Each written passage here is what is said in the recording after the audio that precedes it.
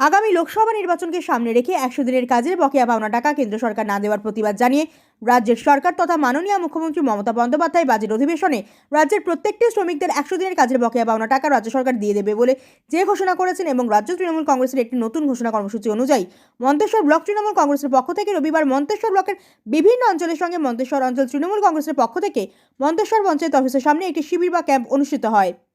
মন্তেশ্বর গ্রাম পঞ্চায়েতের প্রধান রাফিকুল ইসলাম ও অঞ্চল তৃণমূলের কর্মীরা জানান 18 ফেব্রুয়ারি থেকে 25 ফেব্রুয়ারি পর্যন্ত এই ক্যাম্পের ব্যবস্থা গ্রহণ করা হবে। 100 দিনের কাজের বকেয়া পাওনা টাকা কেন্দ্র সরকার না দেওয়ায় বঞ্চিত সেই সব মানুষজন ওই ক্যাম্পে এসে তৃণমূল কংগ্রেসের দলের কর্মীদের তরফ থেকে একটি ফর্ম নিয়ে তৃণমূল কর্মীদের সাহায্যে ফর্ম পূরণ করে নাম নথিভুক্ত করে। 100 দিনের কাজের শ্রমিকরা যাতে টাকা পায় তার ব্যবস্থা গ্রহণ করার জন্য এই ক্যাম্প বা শিবির। এই ক্যাম্পে শ্রমিকদের সাহায্য করার জন্য দলের কর্মীদের দ্বারা 6 থেকে 7টি কাউন্টারের ব্যবস্থা গ্রহণ করা হয়েছে বলে জানান প্রধান রাফিকুল ইসলাম। এই ক্যাম্পে আসা শ্রমিকরাও খুশি তৃণমূল কংগ্রেসের এই উদ্যোগ নেওয়ার জন্য।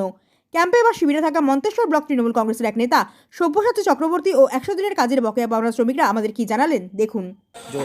আজ সারা পশ্চিমবঙ্গের সাথে সাথে আমাদের পূর্ব বর্ধমান জেলার মন্তেশ্বর ব্লকের সমস্ত পঞ্চায়েতের সাথে সাথে আজকে মন্তেশ্বর পঞ্চায়েতে কেন্দ্রের যে বঞ্চনা 100 দিনের কাজের যে বকেয়া টাকা আছে আমাদের মাননীয় মুখ্যমন্ত্রী মমতা বন্দ্যোপাধ্যায়ের উদ্যোগে যে 100 দিনের বকেয়া টাকা মেটানোর উদ্যোগ নেওয়া হয়েছে সেই উদ্যোগেই আজকে আমাদের মন্তেশ্বর ব্লকের উদ্যোগে এবং মন্তেশ্বর অঞ্চল তৃণমূল কংগ্রেসের পরিচালনায় আজকের এই বিশেষ ক্যাম্প করা হয়েছে।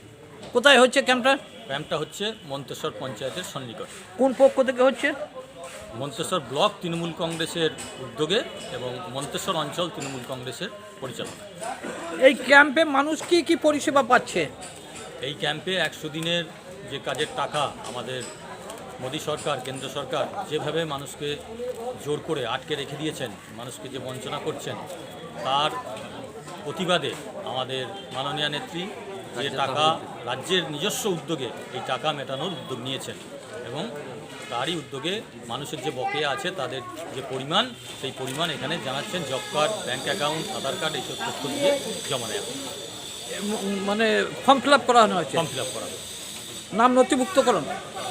হ্যাঁ, নাম তো নথিভুক্ত হয়েই আছে কাজের জন্য। তারা আবার আবেদন করছেন রাজ্য সরকারের কাছে আমাদের নেত্রী যাতে সেই টাকা দেন তাদেরকে।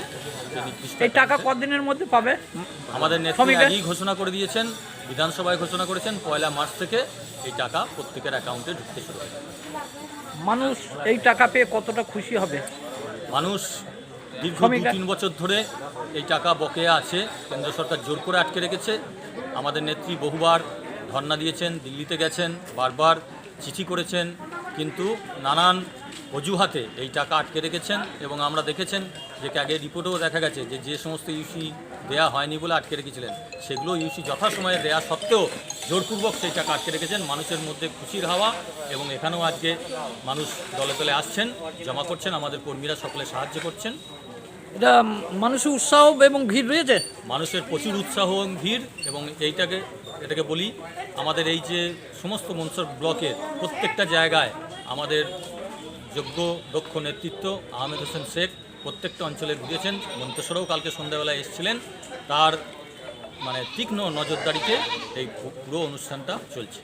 মানুষ এখানে পরিষেবা ভালো পাচ্ছে তো? মানুষ যথেষ্ট খুশি, তাদেরকে যেভাবেই হোক আমরা ফর্ম ফিল আপ করে দিচ্ছি, যাদের যে কোনো রকম সমস্যা আমরা এখান থেকে দূর। পরিকাঠামো ভালো রয়েছে? যথেষ্ট ভালো উদ্যোগ আছে। আপনার নাম পরিচয়? আমি সব্যসাচী চক্রবর্তী। আপনি এই দলের ব্লক তৃণমূল কংগ্রেসের পক্ষ থেকে বলছি।